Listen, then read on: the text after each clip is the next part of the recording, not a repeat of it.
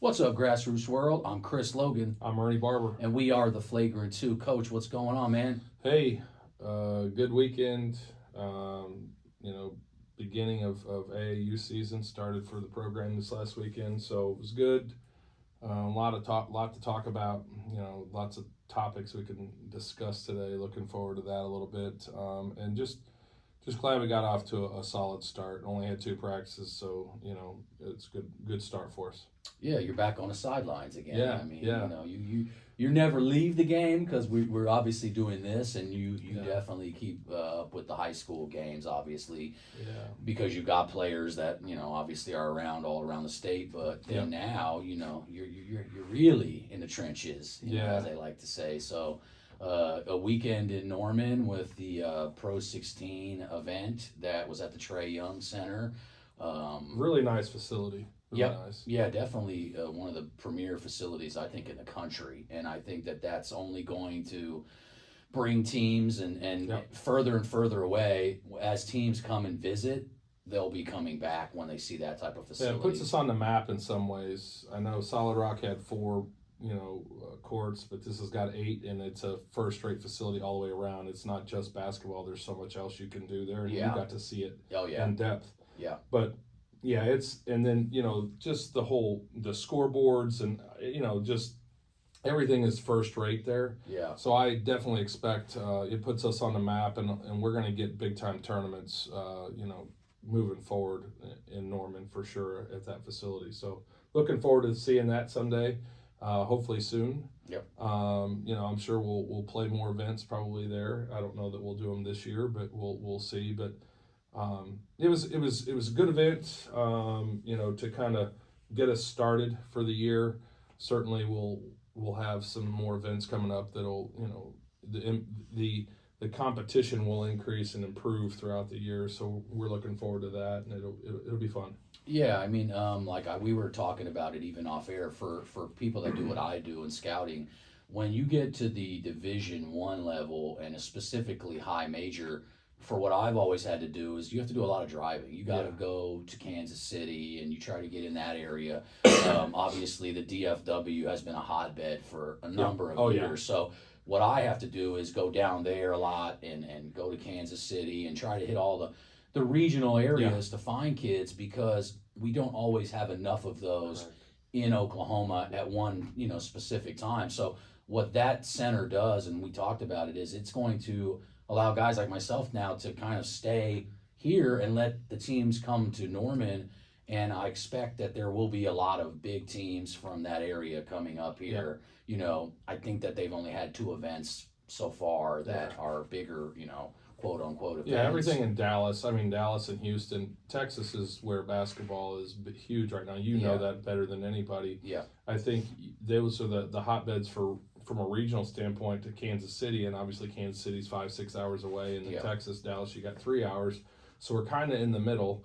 We're kind of like, Wichita is a similar situation to Oklahoma City. Now that we've got this facility, though, I think it's going to it's going to magnetize Oklahoma City a lot more, I think. Yes. And hopefully with some of the connections in the basketball world, we can, pull in those big time events and get the big time players here to kind of really prop up and show what, our showcase our state, one, and two, the players in our state, and then the facility. I mean, it's a first-rate facility for sure.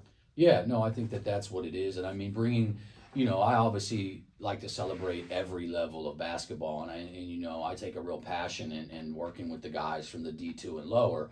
But for the Division Ones and specifically high majors, this gives an opportunity for Oklahoma to get a lot more of that because obviously those teams are going to filter in, whether it be a circuit event or Made Hoops is coming here next week.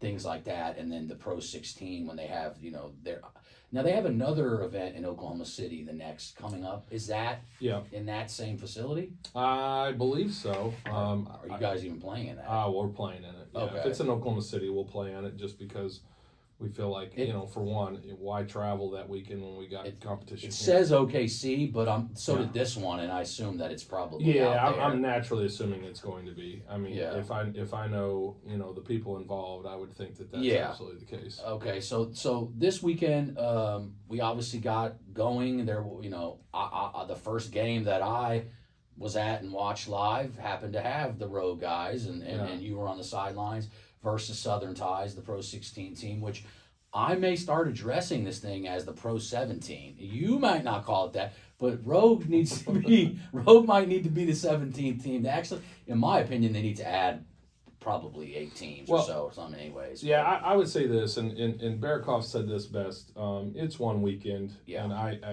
it's a lot of teams' first weekends to kind of really get rolling. Yeah. After just a couple practices, I'm not going to overhype anything. I'll say this, I've been in the circuits that Matt Reynolds has been a part of, for the better part of 5-6 years now, and we have always asked to get, to be put in certain pools because we think we can play at a certain level. Yeah. And we've never disappointed. And my thing is it's a simple formula. I'm not going to say what that formula is, but I've found a formula and I stick to it, and I typically am pretty successful with it. But it does, and I will say this, Dondo out there, give you another shout out, Dondo.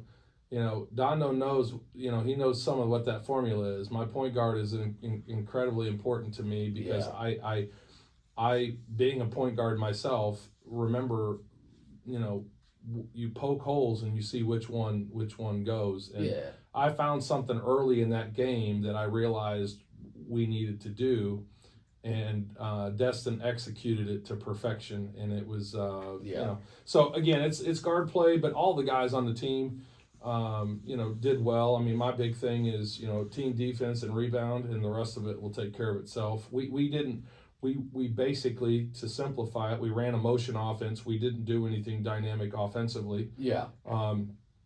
We just, there's just some common things that I expect my teams to do, and these guys bought into it quickly, and so we had a successful weekend. Yeah, so. I mean, we know, and people in Oklahoma know the history of certain independent programs, and obviously I've been on record with Rogue in the past as being, I thought, the top independent team in the 2023 class, but this year remains to be seen. Obviously, we just talked about one weekend in. Yeah. We're not claiming anybody as the number one in anything right now, but it's roster construction, what you expect from your players and type of players that you guys get always works out. And then the segue into your point guard, that's not a shock to me at all, because anybody that knows me knows that I've been talking about Destin Edwards since he was in the 8th grade. Yeah. I mean, middle school, when I start scouting these kids, mainly in the 8th grade, Destin was so far ahead skill-wise of guys around him. And so that's what jumped off the page to me immediately back then. And when I said I thought he was the top point guard in the 26 class at that time, obviously I have a feeling he could work his way right back into that mix. There's obviously been some guys that have come up as well in that class. So I think that he's in that conversation, especially when we're talking, and that's a loaded class. No, there's nothing wrong with being in that, because you're talking about Colton Brammer, you're talking Isaiah Wilkes, Amari Barrett, Destin Edwards. There's a ton of Bowden Williams. I mean, I can go on and on. That's how loaded. Deep that class is. It's loaded at that position. So but we're talking about true point guards. Destin is definitely in that, and I believe he showed himself and had a great showing all weekend long, but specifically in that game we were talking about, like you said, probing and figuring out what he needs to do and where he needs to get. I believe he turned the corner and showed a burst that if you haven't watched him enough, you may not know he has. He's gotten a lot stronger, and typically, my experience with my own son was very similar during that time period of that age. It changed. He got a lot stronger. Obviously, Destin's gotten a lot stronger. We'll talk about my other point guard here probably right after that is similarly constructed in Easton Edmondson as well. But yeah, Destin's gotten a lot stronger, and that you can see that in the burst. Yeah. And the thing I love about him is, one, you don't rattle him. Yeah. And my previous point guards have typically been that way. Yeah. Especially the ones that I coached on the sidelines. I have high expectations for my point guards to operate a certain way, and he does that. And both he and Easton are prototypes for me. They're fantastic. Yeah. Super smart. And I'll say this too. Very quick, and right hand, left hand, both equally adept controlling the basketball. Yeah. And take good shots. They're there to support their teammates and get their guys involved, which is why you're saying a true point guard, because that's what a true point guard does. There's a lot of scoring guards out there now. Yes. A lot of point guards that are scoring guards. I Yeah. mean, that's common in every level. Absolutely, right now. absolutely. And a lot of times, now because of the whole the dynamics with at the pro level, with Steph kind of becoming that that guy that can shoot from distance, if you will, from half court almost. Yeah. And then he's so dynamic and offensively that it just kind of trickles down, and so that's why you see, I think. And I think that in that particular game, I even think that Destin, one of the things I think that is his ultimate strength as well. I mean, as just being a floor general, he's an elite shooter, and I didn't even think he didn't even have to really do that in that game. He didn't even show that. So that's just more to his bag that he has. Yes. I thought he just did a great job of getting into the lane off 2 feet, and his floater game was apparent in that, because, I mean, he might have had 4 or 5 in a row at one point. Seemed like he got past the initial defender, did some things into the paint where he could then dump it off to his shooters, and I thought he did a great job. He got some interest this weekend from some significant programs. Yep. I'll let him communicate that when it comes time, but certainly he did extraordinarily well. Easton was out during the middle game, so he played 4 games. He was out during the first and second game on Saturday. Yes, I missed him actually. He wasn't there when I was watching. And then actually came back. He was there in the first game and made huge plays down the stretch against KC Spurs, who was a very, very talented team. He made some huge plays for us down the stretch of that game, and I feel like was the MVP of that game. Yeah. And then the last game came in, and we got off to a slow start. I think we were tired. It was our 3rd game of the day, and so. But once things got rolling, we just under 20 points, we ended up winning. It was I think we expected to win the game. Tulsa Hawks is a good program, always has been, but. With the talent we've got on our squad, I feel like we can compete literally. There's very few teams in the country that are just going to blow us out of the water. We're gonna compete. Yeah. So it's a solid team. We got off to a good start, but again, like I said earlier in the podcast, it's just 1 week. We'll see how things. And we talked about Destin. You talked about Easton. I've got to shout out Tate and Ethan Sage. I think that, Tate Sage, and both of them are Division I level guys. Yeah, I mean, what level they'll get to, that's still to be determined. Yep. But I think Tate Sage to me is a kid that probably will end up playing at a higher level than what a lot of people in Oklahoma may know if they haven't really looked in depth and watched him play. Yeah. And some of the stuff that he does at that small forward position. He's able to handle the ball. He has a lot of guard skills. Yep. They're strong. Both of them can elevate and finish above the rim. Yep. Probably a lot better than a lot of people, even if you haven't watched them. Once again, 2 winners that are used to winning in that Weatherford program, and that rolls over. So I love both those kids. Look for their recruitment to only explode and get bigger and bigger and bigger. They're legitimately 6'7" plus. Yes. I mean, they're legit. You take their shoes off, and that's how tall they are. I mean, you stand next to them, and you realize, okay, these guys are legit. They've got D1 bodies. Yeah. And then they've worked on their game and their skills. So they're and the thing I love about them is they compete as if they're trying to prove themselves every time they go play. Yeah. And I love that about them. So well, and I think that adds versatility. I thought Millet Steelman or Malay, however you say Malay, it, yeah. Malay Steelman from Choctaw. He had a great weekend. He was great. Yes. He was really good. Yeah, And I know a lot of people were hitting me up about him Yes. off, in my DMs and my texts. Like, where did he come from? I'm like, he's down in Choctaw. You just got to pay attention. There's these guys out here. But him showing off the versatility to step out and knock down shots. Yes, it was impressive this week. Because he is a good shot blocker. Yeah. If you don't know his game, he's aggressive. He's aggressive. He plays hard. But the fact that he can knock down the catch and shoot three, which he showed in that game, that along with the 2-6-7 brothers, that's a lot of versatility. And I thought Walker Kennedy, who could be the leading scorer on your team, didn't even really didn't even scratch the surface in that game. No. So it's like if Walker is on, that's a scary combination. And when you tie all that in, and a point guard's dream, by the way, too, because I would love to orchestrate that offense and be able to get in there. You got guys to pass to at all levels that can knock down shots. It's fun for the guys. I know they're all pleased with the group that's on the team, and I am too. Walker had a great game against the KC Spurs. Yes. And then, he played consistent all weekend, did a lot of things well for us. Yeah. I mean, you're right. He's definitely in that class. Yeah. He's a top 2 or 3 shooter in the class. Yeah. I mean, I don't think there's any doubt about that. The kid can flat out shoot the basketball. But yeah, we've got a really well-rounded squad, and I'll say this: I'm going to throw my last 2 things out. And Logan Knoll has an all-around game, and I think people will get to see that.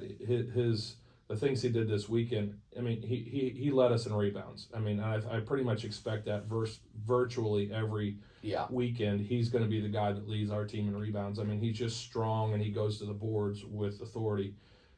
He can shoot the basketball. He wasn't real aggressive early on. He got more aggressive as the weekend went on, so that I look to see him getting more and more aggressive as the year goes on offensively. Yeah. And he's 6'6", 6'7", 6'6", somewhere in there. He's strong. I mean, he's I think if you put him in a weight room, he's probably the strongest guy on our team without doubt. Yeah, a kid that we've kind of mentioned. I mean, literally could probably start at any other high school, but was on a super deep Edmond North team for the last couple of years. So different. And I thought Bryce Counts, also from McLeod, also showed some of what his super athletic, springy kid. Just kind of can lock guys down too. Yeah. That's the other thing. I decided the second half of that Tulsa Hawks game we were going to put him on a particular player, and it pretty much nullified the player. I mean, it just nullified him. Yeah, so definitely a versatile team. And then I'll jump over to the other side. The team that you guys beat in the Pro 16 team in Southern Ties, I thought that they clearly, Roman Miller left sick at halftime, so that messed them up too. I mean, whether it was changing the outcome or not, that's neither here or there. But I thought that some of the guys that I liked for them, I thought Devon Scott Jones didn't shoot great in that first game against you guys that I saw, but the next game against KC Spurs, he knocked down what I'm used to watching him do, was knock down quite a bit of outside shots. I thought he played well in that second game that I saw. Trey Davis from Enid, I thought did some good things for them against the KC Spurs. Rim running, rim finishing, he's a good player. Rim. I liked the versatility of him and some of the stuff he did. I think their standout guy for me would probably be BJ Harris from Booker T. I just thought he's feisty and physical and does a lot of things that a lot of people don't want to do, and he'll. No, he's tough. He's a tough guy. He's a guy that is a very strong guard. He's a good athlete. He's strong. Combo guard type guy, not a true point guard, but defensively he's really good. He's really savvy. That's what his calling card is. I thought he had a good weekend in general for their 17s.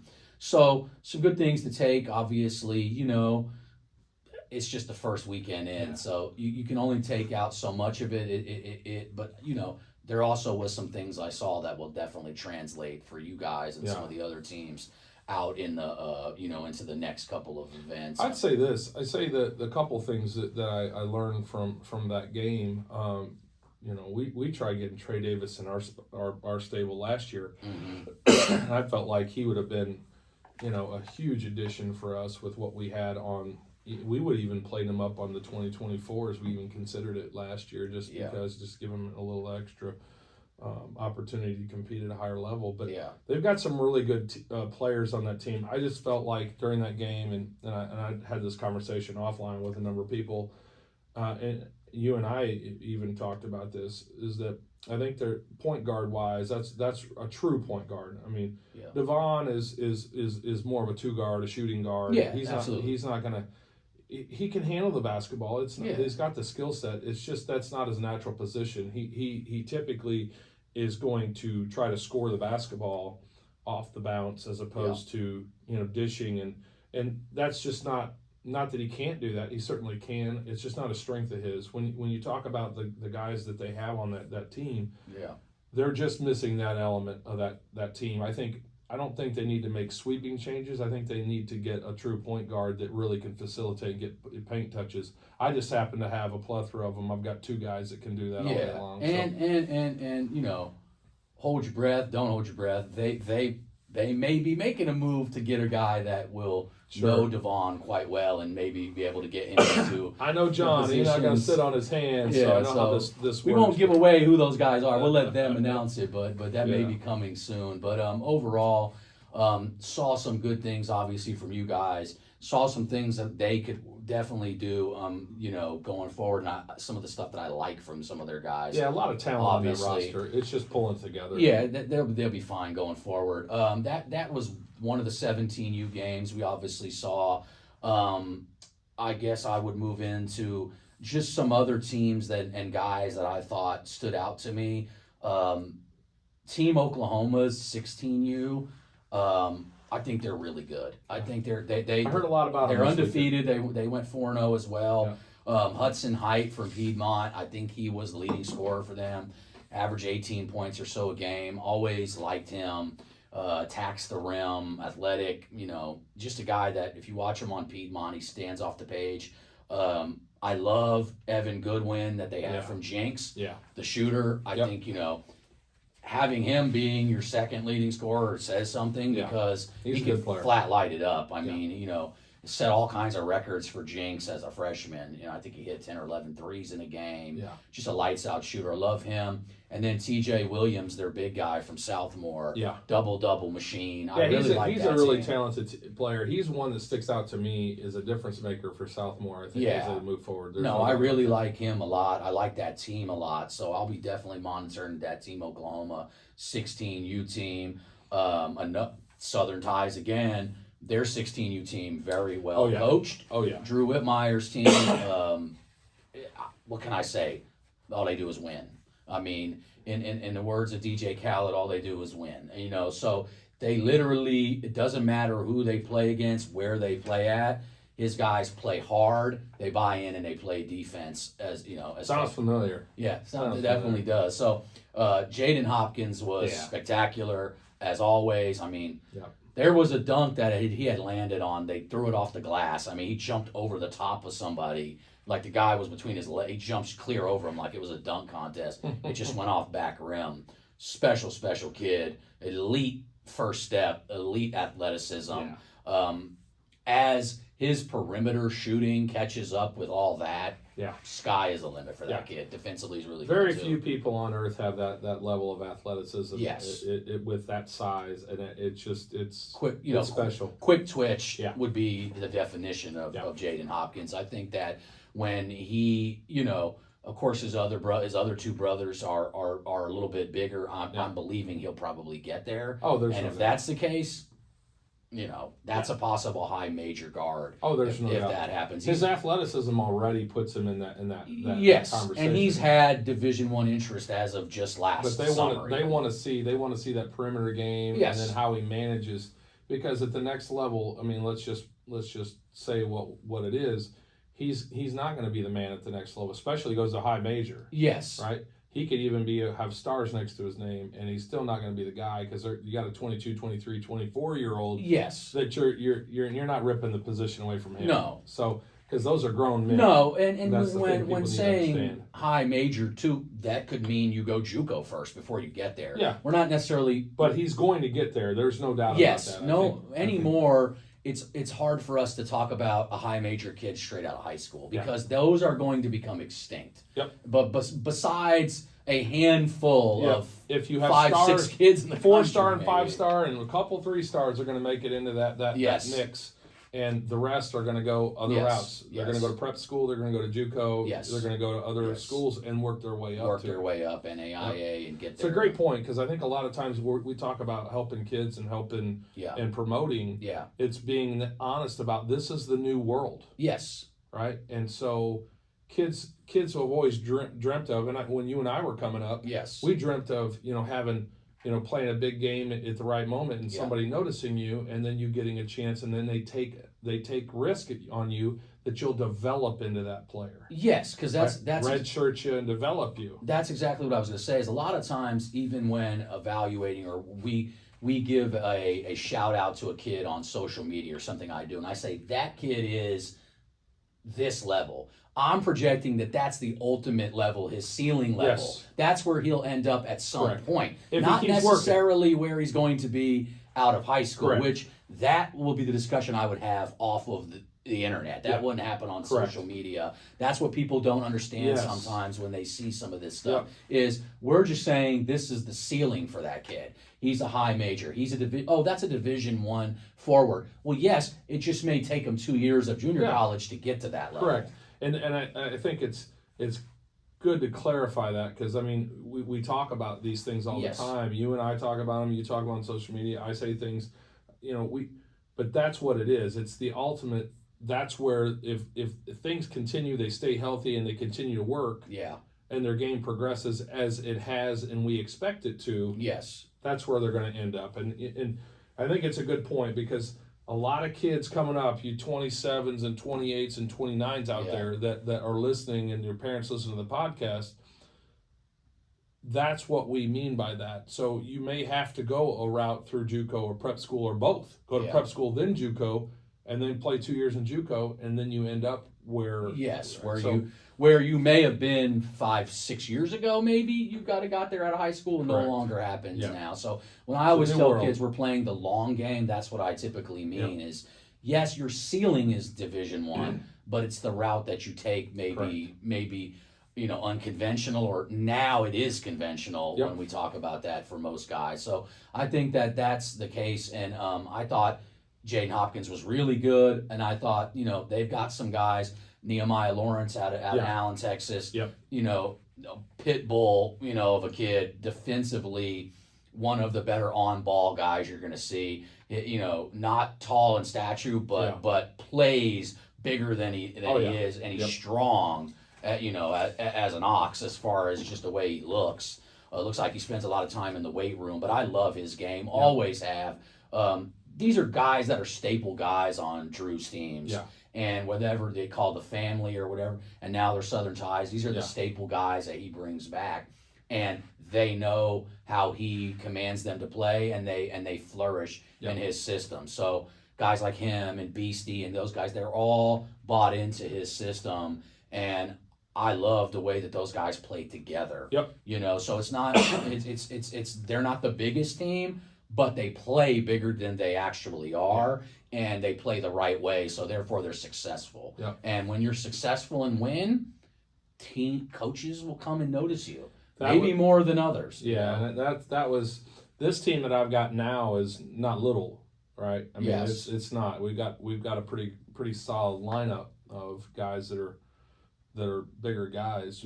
But my 2023 guy is the tallest guy we had on the roster, 6'4.5". So, and we won a lot of games, and the reason we won games is just what you laid out there, is playing together, buying into the system. And the one thing that I would say that I don't know a lot of people really understand is that team shot the ball probably as well as I've never seen a team shoot the ball better than that team. I mean, my team now that I have shoots the ball well. We had a good weekend.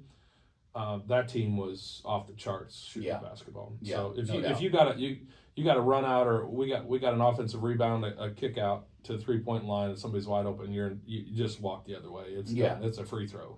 Absolutely. It was fun to coach that group, but this group's fun too. So we talked about it on our last pod, the evolution of basketball. Shooting is what it's all about. Spacing, 5 out. Everything is run like that The now. European style basketball wins, and Yeah. that's the one thing that I kind of, I'll go just briefly and say, years ago we had, when we were coming up, the guys that my son worked out with, and they're so shooting heavy in practice. Yeah. A lot of shooting, and then I would work with my son outside of practice because that's what I did too. I was a point guard, so you just know ball handling and shooting are critical skills. Yeah. And shooting, it's gotten even more of a premium because 3-point line is just, you live and die by it nowadays. Yes. So yeah, no doubt about it. I think that's just where the game has moved, of spread offenses and everybody movement without the ball. Well, and I was going to say, and that's what was going to lead me to that, was talking about moving without the basketball is one of the more underrated skills now that there is. I talked about on one of the pods, an underrated skill is post entry passes, which it still is. But you have to have the right personnel for that to even become a problem. Correct. But moving without the basketball, it can be anybody. I mean, especially if you're a shooter. Oh, exactly. And I'll use this as an example because watching the state tournament, going back to the state tournament, when you watch a player, and we've talked about him immensely over the years, the last couple of years, Cal Furnish, when Cal Furnish makes his delivery or institutes the offense, and he makes a pass to get the offense going, right? Everyone's like, okay, and you think as a defender, oh, okay, now I don't have to worry. He's not going to shoot it, and he's not dribbling past me to score the basketball. That's when you need to worry, because then he's going to reset. And he's going to be wide open, and if you leave him wide open, you're in trouble. Yeah, guys like that know where to fill back into the open spaces and gaps. And here's the thing. When he relocates and he catches and you're not in position, he can either shoot, or he's playing off of 2 feet. He ball fakes, head fakes, and then he just rips right around you, and then everybody has to collapse, and he hits it to somebody else that's wide open, or he scores. So it's what you do when you get the offense going. That's when you need to worry about a guy that can relocate and shoot. So it's why I always preach that these guys need to be in the top shape. Yes. Because to be able to play like that, you have to be able to run the entire game. A lot of kids, I see, they're gassed because they can make that initial burst to get to the shot. But like you said, what happens then? You make the pass. You need to continue to move. Sometimes these guys, depending on what position they play and the type of player they are, they're running nonstop from corner to corner the entire game. Pin down screens and whatever is going to be set in the paint, and then they're going to get open. But it's back and forth the entire game to get them open. That's how you run offenses for shooters. I mean, you got to create space for them. The days of you running, you running off of one screen and trying to get a guy to score with help defenses and all the things that you have at your disposal as a defender, you're not going to be successful very often. You got guys that can score and they're explosive and those things. But if you're really disciplined defensively, you can easily nullify them and make them a perimeter shooter, or you try to push them to do what they don't want to do. It's like almost like why the death of the floppy offense is not really, it's not as prevalent as that used to be, for what you're saying. Is that used to be the common thing, is to have your screen set on one side or the other and have the shooters coming off. But like you said, defenses have kind of changed, and now it's much harder. So the offenses have changed, just like everything in every sport. Everything evolves to the next level. So I think that's part of this all as well. But back into some of the teams that I saw, or guys that I saw that I liked. 16U, I watched some AAO flight. Hudson Franz from Edmond Memorial was really good. But he was really good all season. They had a 6'11" kid out of Tennessee that plays for them, Caleb Davis, 6'11", who just was a man amongst boys out there. I mean, just a defensive, kind of had some old school throwback big to him, but he could step out and knock down the three. So.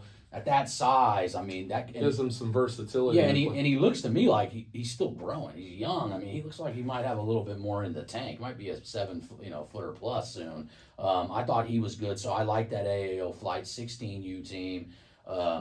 I always love to watch the Oklahoma guys. We would love to keep them all in state. We've talked about it. But they got to go where their opportunity is. I know the 17U Flight has Jake Weaver from Edmond North. I got to meet him this week. Great kid. Yeah, he was a kid we were looking at, talking to. I got some other commitments prior to, but Yeah, he's got a huge upside. I mean, when you're 6'10" and you got that body, it's He's one that all the teams in Oklahoma really let it get away. He yeah, could have helped any shoe team. yeah. As well. At his doubt. size, and Yeah. he can step out and shoot it. He's a Yes. great passer. He's a great passer. He's a great passer. He plays really well. He's just been on that Edmond North team that we talked about. Correct. The same with Logan Nall. They will have their chance this Yes. upcoming season, the Yes. both of them, to be standouts. And I think Jake Weaver, the ceiling is very high. Like Yes. what level he can get to at his size and skill set. Yep. Just got to keep working. Keep working on his body. Keep working on his body. Keep working on his body. That will be the that'll take care of almost everything for him. And shout out to the Weaver family because they are diehard listeners. Oh of what yes, we do. yes. I got to see them. shout out I to didn't. them. I didn't get to say hi to Betsy this weekend. I wanted to come over, but she was videoing, and Jake went in. So I thought that is the worst time to Yes. go talk. So I let that go, and I thought, hey, And they shout out, say hello. But I did get a chance to go Yeah. over see Jake. that flight program really well. They all Aiden Chronister, the 26, was playing up for They them. do a great job of developing their kids too. That's a legit program. Yeah, I like them. That's I've heard nothing but good things about them. Yeah. I think we played them a few years back. We've only played them I think one time that I remember. Yeah. When they were under the Under Armour circuit, if my memory is correct. Yes. They had, matter of fact, if you're talking about the 23, they had the kid that was freshman of the year correct. at Central Arkansas, Tucker Anderson. He's in the Correct. portal now, but he was on that squad. Yeah. Matter of fact, I think I've seen them play you guys along with a bunch of other Yeah, Oklahoma they- teams just to play those We guys. played them in Wichita. Yep. And they didn't like the ending of that game either. It ended early. but they're a good program, Great and I've heard program. nothing but good things about Great them. program. So I understand why some of these Oklahoma kids Heck are yeah. making their way down there. Yeah, it's fantastic. So that stood out to me. I think in another 16U team that I just jotted down, obviously some guys. I really liked the 16U mindset team. Yes, based talk out of about them. Oklahoma Talk City. about them a little bit. I love that team actually. Evan Gunn is their point guard Yes. out of class in SAS. Smaller in stature, another one of them pit bull, thick, strong kid. Yep. Love his game. Always loved his game. Just a kid that really can initiate an offense. Loves to get up under you and play some defense. Can knock down some shots. Heard a little buzz on them over the weekend Yeah, on social media. they're really good. Caleb Stevens, kid from Midwest City, plays for them. Really good kid, defender. Just does it all. Rebounds well. Daquan Jenkins out of Southeast, who had a 50-something point game for Southeast this year, by the way, too. Not bad, to have him on your team. 50-point Yeah, game. and then Gideon Holt is another kid from Norman who I think will be a big piece, from what I'm told, for Norman Tigers coming up this next season. I Yeah. think he'll have a big role. So I really like that team a lot. As far as next teams go, Yeah. they're going to be very good. And Yeah. that there's not many teams that are going to beat that team. I like that team.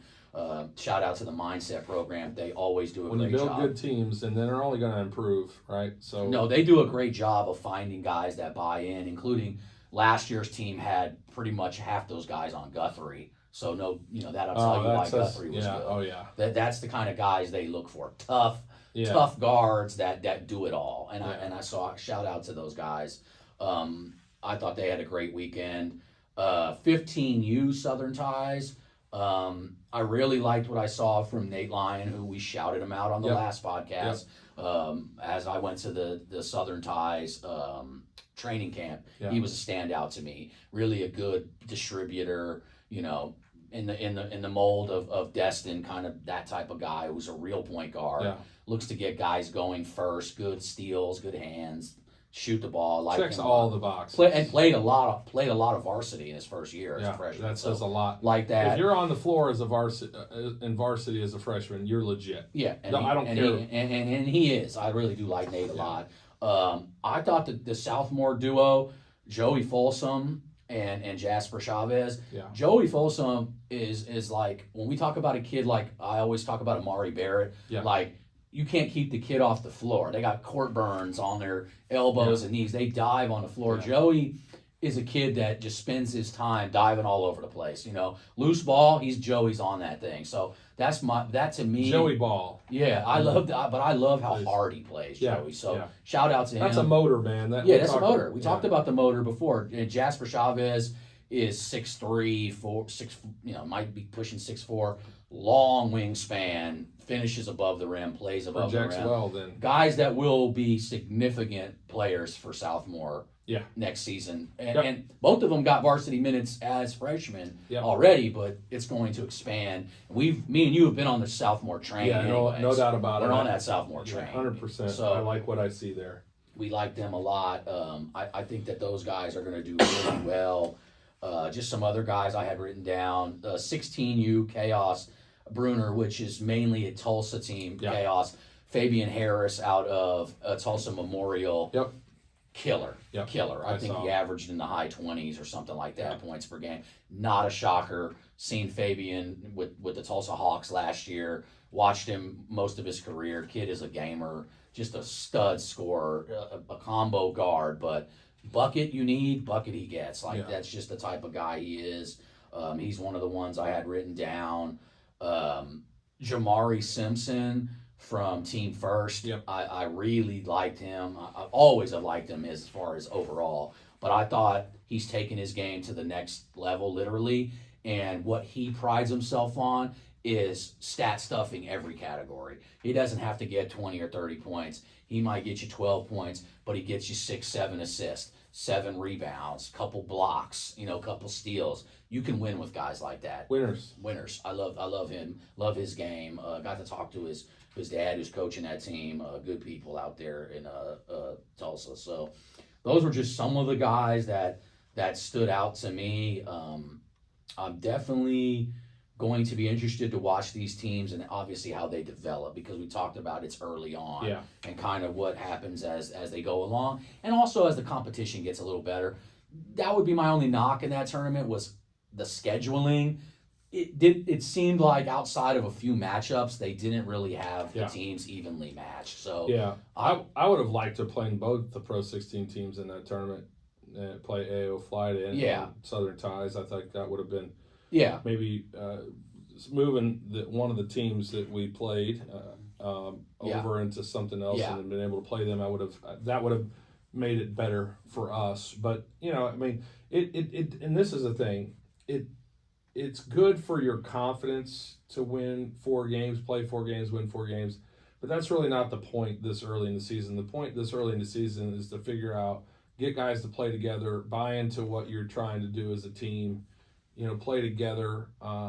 And if you work on some things, making sure are they executing those things that you're working on in practice. So that's really what these early tournaments are about. When you get into past mid-May and you get into late May, if you're playing bad basketball, that's a reason for concern. Then you go into school ball for June, and you kind of lose a lot of the momentum that you've created through practice and games that you're playing and competing in these tournaments. And then you got to start all over, but hopefully you got enough there that you can lean right back into it, get one more little bump on the first part of July, and then you can hit the second week live period typically, and then you can perform well for these guys. We're basically doing, and one of the things that I've sent my schedule out to different coaches because they're asking about us, and they're like, well, you guys have a light schedule, and I said, yeah, because I've learned from previous years that if you play heavy into April and in May, you wear them down. Yeah. I mean, these guys are worn out. Like if I take, for instance, anybody that played in the state tournament significantly, deep into the state tournament, those kids have played a tremendous amount of basketball. Which you had quite a few. You have quite a few guys on your team that did. Correct. And there are others. And my thing is that it's not just the physical wear and tear, it's the emotional wear and tear. I mean, when you're playing for a gold ball, that's stressful. Yeah. So that's like compounds. And so when I can see, the guys that played deep in the state tournament, I can see they're tired. Yeah. Like I mean, I saw it this weekend, especially Yeah. when you play 3 games in one day as a 17U player. Which I don't advise. No, no. I don't advise That for should never anybody. happen, honestly. No, but I understand that it was the Easter weekend, and so they tried to fit it into Friday and Saturday. Yeah. And so I get why that happened. Yeah. But typically, for those that are listening, if you're listening and you're running these tournaments, Yeah. 16 and 17U, let's not do 3 games in a day. How about that? And I would just say, like, at that venue and having it as the first session, I don't run that league and I have no idea how it's run. I would like to see some of the teams that are down in the DFW area in Texas, the Pro 16. I would have liked to have seen them come up to Norman because I believe that they need. I don't know how many, and I know that league only like requires certain teams to come to so many events. Yeah. But to me, that venue needs to have some of the best teams in that, and they got some teams like the young game changer team, the Marcus Smart team. I have watched them a few times. They're legit. Like I would love to see them come up. Maybe they're in the next one that's coming here. I have no idea, but I would have loved to seen them competed against teams like the Rogue Squad or against. Obviously they're going to play against the other Pro 16 teams, but I would like to see them in that venue at the Trae Young I think Center. you'll see, and this is what I'm guessing, is that I think next year you'll see a very different event this time next year in that facility. I think that they'll blow it out a lot more. I think this year, I don't know why, but it is what it is, right? Yes. I think a lot of people decided to play at different places. There could be a lot of reasons for it. Yeah. But to what we just said, some of these other guys should probably needed rest. Yeah. Right? They're probably practicing. They're doing other things, and I don't blame them for that. I certainly, we've all been through the grind. We learn from mistakes in years past, and I'm no different than that. So I wouldn't doubt that you see a blowout event and this event next year at this time. Yeah, and I didn't want to leave out this kid because I actually think that, in my opinion, he was probably the MVP of this weekend. Is Cameron Paul, the 6'6", wing out of South Grand Prairie in Texas. He played for the next Raptors. So I really thought he was special. Baseline jams. I mean, just kid is a stud. Everything. I think he's currently a 3-star. He's probably higher than that. Whatever they redo the rankings, I think he needs to go up. But I really thought that next Raptors team, 16s and 17s, they got some dudes. They got some dudes on that team, and I expected down in the Texas area where it's heavy in talent. But I thought Cameron Paul was probably my MVP of the entire weekend. If I was just judging from my perspective, I liked him. There's some other guys I would put on my first team of that, but I'll let that circuit do their own thing when it comes to picking those guys. So. Anyway. It goes down to stats. I don't know how they pick that. I don't know if they've done that. I don't know if they're going to do that. I mean, heck, it is Tuesday, so will they even do that? Typically, in years past, Matt would have that out the next day of. They may be saving that for their little show. Yeah, maybe so. I don't know. They may do that, but I'm just giving mine, and this will come out after that. But I like Cameron Paul. But if I was putting a team together, Destin Edwards might be on that team, and so may Tate Sage if I was doing it. Yeah. There's some other guys obviously that were sprinkled in. There's some guys that played well. Had some guys that did some great things. Those guys were tough. Obviously, AAO Flight would have a guy or two on there. So it just, in my opinion, when setting up a tournament, if you don't know all the players on the teams, it's tough to get a fair and competitive matchup. Yeah. So there was a lot of 28-point games, 32-point games. That's not good for the player, coach, and not good for anybody watching. Yeah. So I think that's just the problem when maybe it's because it's early on or not knowing the level of guys that are on your teams. That would be my knock on those things, but I would knock any tournament that does it like that. We want to see competitive games. That's what we want to see. And I think sometimes you're trying to, when you're putting these on, sometimes you're trying to figure out which teams are good and which aren't because you don't really know. That's the thing. Yeah. That's what I'm saying. I think that I think Matt knew some of the teams that should be good, but you never know. I mean, who would have thought that some of the teams would have struggled the way they did? Well, I don't know how they gave out the contracts, but I would have given that some of these teams should have gotten a contract. The Raptors the road program should be part of the Pro 16. I'm not. Well, I asked for my one. eyes are trained. My eyes are good, and my eyes are, I have a track record, and my eyes are trusted by a lot of people in a lot higher, places than some.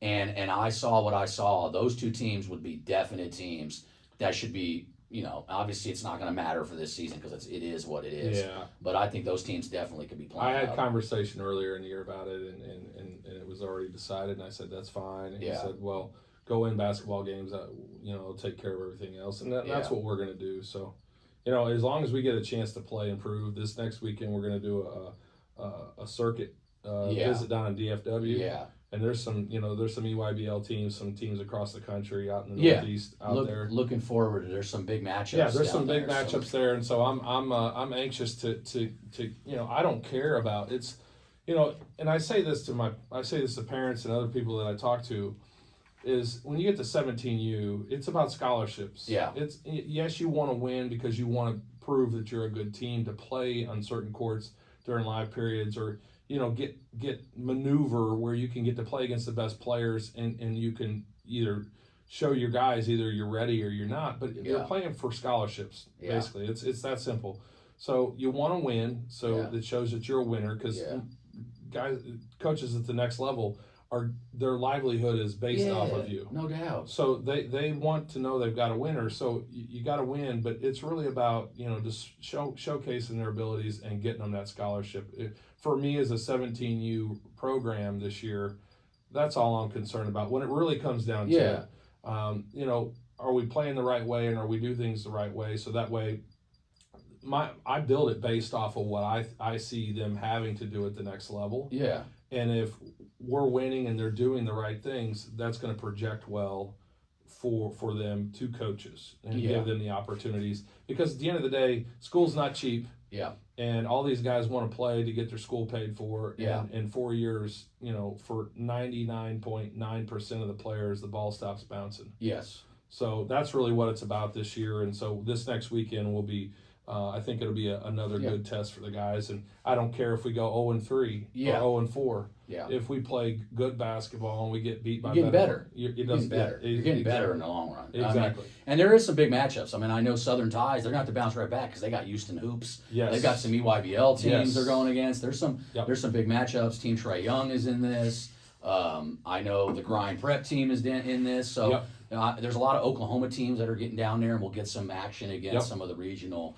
I really enjoy going around and going to these training and practices of some of these teams. I visited the Trae Young, and I visited Southern Tides, and I visited some other teams, and I really enjoy the teams like that are about player first. Yes. They're not about the ego of the coaches and the organization thinking that it's better than it really is. So I respect that those guys reached out to me to have me come in and get a look at their guys, because at the end of the day, and this is the same thing I've told some people, is like, for me, this specific spring and summer, I'm doing a lot more scouting behind the scenes than I am necessarily what they're used to with all the coverage. I will be doing some coverage of games. I have put it out there that if that's something that you think you would want me to do, and if it's out of state or something, you can get with me, and if I can make it work, I could definitely do it. Because one thing I'll say is the coverage of your circuit or from your team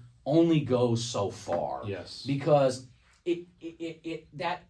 obviously a circuit wants its teams and players to be the best. Yes. Obviously a team is in that same boat. Yep. So getting somebody that has no connection to that, but is trusted by a lot of college coaches as one of the better scouts in the area and region, that is different. Mm-hmm. That is a value you almost can't put a price upon, but it does matter. It's true credibility at the level of somebody that knows what they're doing and knows the game and knows what coaches are looking for. And if you can't have a coach in every game, and you will not have college coaches at every game, having someone that is trusted by those coaches come watch you guys and put your name onto a great, that can actually might help. as well be, the coach might as well be there. It can actually literally help you. So I try to say that to say this is that, if we can make that work, I will be doing a bunch of scouting for some national things that I'm doing right now. So I will like I said, not be doing as much game to game coverage, but I do want to do it because I love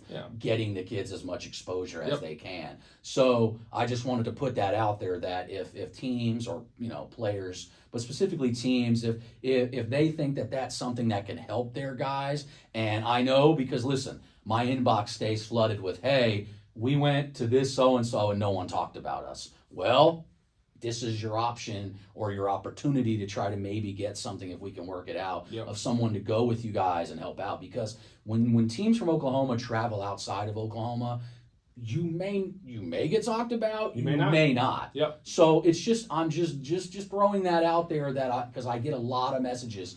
Why didn't you talk about us? Or why don't they talk? Blah blah blah. Yep. Well, that's why. Sometimes you need to do what's best for your kids, and that may be sometimes bringing somebody in from the outside. So just something to think about, and something that, because I've been receiving so much stuff behind the scenes, I just wanted to address that and get it out there. So it's different. No, you got to have people. It takes a village, and you've got to have people in your corner and people that are knowledgeable and credible. Yes. That help and understand the game and can give you honest feedback on this player, that player, whatever. Yeah.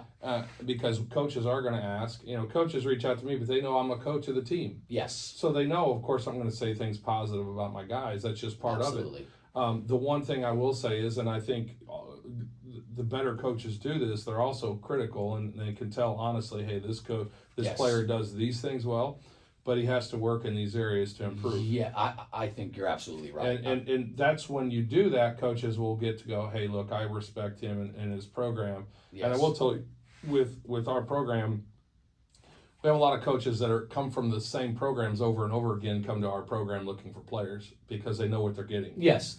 And that's the same. If they trust that the coach is giving a fair evaluation, correct, they tend to come back, especially when they know the culture of that program and the type of kids that they bring in. Correct. It's absolutely the case, and that's the other thing too, is that when somebody like yourself that scouts is you're always going to be upfront, honest. Your credibility is all you got. Yes. You know the game, and and being honest about an evaluation of a player. You're going to say they do these things well, they don't do these things well, and they do these things poorly, and they do these things exceptionally well. Yep. So it's when you do it like you've done it, like you say, if somebody isn't talked about, well, you're going to have to work harder. Yeah. I mean, when I first started doing this, I wasn't where I am now. Yeah. Because I've learned a lot. Yeah. Right. You learn the things that you talk about on this podcast. Yeah.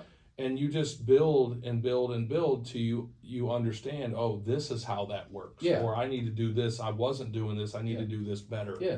As a coach. Because the bigger picture is that there's just teams that get stuck into their ways of doing things. Yes. And sometimes I just say you need to adapt and use as much of your resources that are out there as possible. Yep. Why aren't you? If this is about the kids, you need to be trying to broaden the kids' recruitment, which means sometimes getting people involved that aren't directly affiliated with your program. Yep. And I think that's a big part of what I talk about. And it's called networking. Yes, and some teams do a great job of it, some not so much. But I just wanted to lay that out there because I get a ton of messages on, why don't this person get talked about, and why don't that? Yep. Well, sometimes you got to think outside the box, and that is the story of this recruitment, lifetime right now. Think outside the box, because you have to. Yep. You cannot do what you used to do. Yep. What used to work will not work anymore. So I think that some of these teams need to catch up and figure that out. And we've been dropping hints all year long on things to do, and coaches, having coaches come on here, and I think that's the one thing.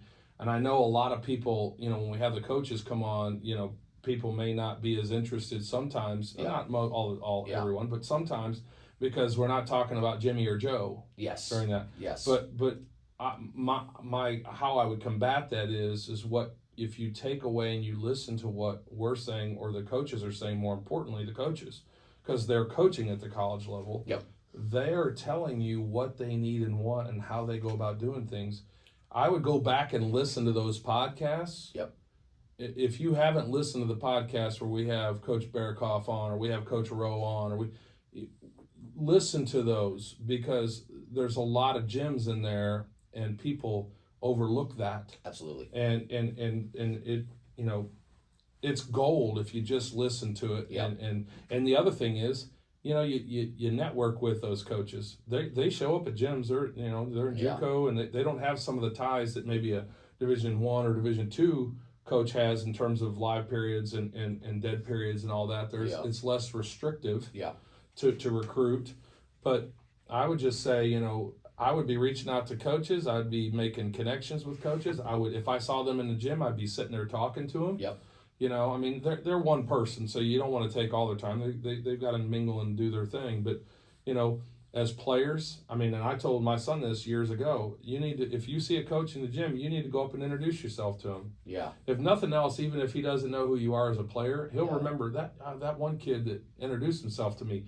You stand out in any way, Absolutely. and then you're able to make plays down the road, and you get better and Yeah. get better and work hard. It'll all work out for you. So, yeah, absolutely. And I think from there, we will transition into kind of looking. You actually have to get to our sponsors, right? Yeah, no, I'll quickly do I'll that. let you I'll rattle reach that out off to and then we'll finish it up. I'll say here real quick. Reaching out. Where is that? There we go. Logan Elite Basketball. Nate Logan and Logan Elite Basketball, training out of Destiny Christian High School in Del City, Oklahoma. Logan provides affordable group and individual training options every week. Logan Elite Training aims to help players develop their skill sets, basketball IQ, confidence, and ultimately help them become more prepared for their current teams as well as their next level. Logan Elite currently trains some of the best high school and junior high players and number one player in Oklahoma. Visit LoganEliteBasketball.com or message Logan on Instagram at NateLogan_Logan Elite for more information on how to get signed up. Logan's one of the best out there, and if you haven't worked out with Logan, I highly recommend, if you don't have a trainer, get with Logan. Logan is good people, and he is a teacher, and does a fantastic job. So if you're a player, and I always say this too, and when people ask me, they're coming up, and you know, I tell people, when your son is 12 and 13 and 14, don't worry about winning. Worry about getting them in the gym and training them on how to use their offhand and shoot the basketball and learn how to see the floor when you're handling the basketball. Master the skills during those years, because when you get to 16 and 17, that skill mastery will show to Okie Ball when he's scouting, and he's going to say, this is this player. Mm-hmm. And I'll use this as an example. Destin Edwards this last weekend, you talked about him earlier on. Mm-hmm. He did those things at those years. Yeah. And it's very evident he did those things. Yeah. And that's why his skills are mastered, because he worked with trainers. Obviously, Chris, his father, was an ex-D1 basketball player. Yeah. You know, he's got the right people around him. So put the right people around you. Obviously, Nate's one of those I highly recommend. So, and then I'll go over to, speaking of here, Redwood Roofing is Oklahoma's premier partner for all your roofing replacement and insurance claim management needs. In our many years of serving Oklahomans, we found that the vast majority of homes in Oklahoma already have existing hail damage their owners are unaware of. Most importantly, most homeowners don't realize that when your roof reaches 10 years, your insurance policy is a built-in trigger that significantly reduces the amount of insurance we'll pay for it. I don't know if you knew that or not, but it's good information. And in many cases, this can cost you in excess of $10,000 out of pocket to ever get a new one. At Redwood, we make it our mission to inform and protect hardworking Oklahomans from this devastating insurance trap. We'd love to take a quick look at your roof and let you know if you're a candidate for a new roof, while the insurance will still cover the full cost. No cost, no obligation, no sales pitch. On the west side of the state, call OU football great Caleb Kelly at 559-326-4019, or on the east side of the state, call or text Oklahoma Prep Hoops guru Paul Harvey, 918-698-1280. You can also visit our website at www.redwoodok.com, and one of our team members will simply text you photos of your roof. Your roof is quite literally the protective covering of your family's life. That's why we set every expectation and measure every result by one simple standard. What would I do if my family lived here? Redwood Roofing has you covered. Well, and that, after yesterday's weather, that may be needed for some of our listeners out there. Absolutely. The timing of this and storm season is critical. So check out Redwood Roofing if you have a need regarding your roof, and especially if you got hail damage, or if hail damage does happen, give them a call.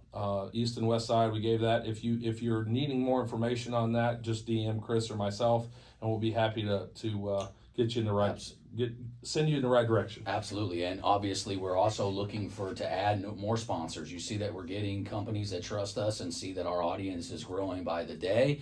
So if you're looking to sponsor with our podcast, we would love to have you. Reach out to Coach Barber or myself, and we will get you squared away and get you immediately onto this podcast. We appreciate that the companies around here are understanding the value that we are offering. Without your support, this can't happen any longer. So we want to continue to do this because this is what's making Oklahoma basketball different, and it's making us come into a big league city like we talk about. So we need to be there. And I think, and I'll just compound that because everything you said, Chris, you've been working hard to raise the level within Oklahoma. But I would say you were the person that started it all, really, and really, have elevated it to where it is. And I think having a podcast like this where we do it every week, we talk about, we showcase Oklahoma players and teams, and is we need the support of the community in order to continue to support the community. Yeah. The community is our Oklahoma basketball players. These guys need help. When we talk about them, there's people that listen to this podcast outside of the state of Oklahoma in many, many, many, many states. We get the data and analytics on that. I would say at least probably 2/3 of the states are represented at least and that listen to this podcast. And a lot of those are coaches. Yep. But it's because of what we do here and the sponsors that help do this that allow us to do it and help these kids get college scholarships. And they may not be Division I opportunities, but that's not the point. I really wish that if you could quantify the amount of scholarships that are obtained in Oklahoma, and even if we get a percentage of that for taking credit for, and I'm not a credit guy, but taking credit for even a percentage of that, what that would mean, and be able to tell to our sponsors, hey, the good we're doing, yes, we're also promoting your business as well, because we're getting more and more people listening to the podcast, which is fantastic. Keep listening, subscribe, hit that subscribe button, and follow us. But being able to help a kid get a scholarship and sign that letter of intent, I swear, if I could go to every kid in the state of Oklahoma that signs a letter of intent, and just to be there to watch that, that's a dream. No, yeah, absolutely. That's truly a dream, and to play basketball and get your school paid for is what it's all about, and why I do this every day. People ask me, why do you do this when you don't get paid? Yeah. I don't care. It's you got to have something you're passionate about, in life, and you got to have something that you do outside of for yourself. It's a purpose. Yes. It's a purpose. I mean, you hear me on social media all the time saying the work is the reward. Yeah. And that's true, and you can apply that to many aspects in your life. Yeah. But why I say that is it's getting that message that I got the other day from a parent that we talked about their kid, and just saying how him and his child were so happy that they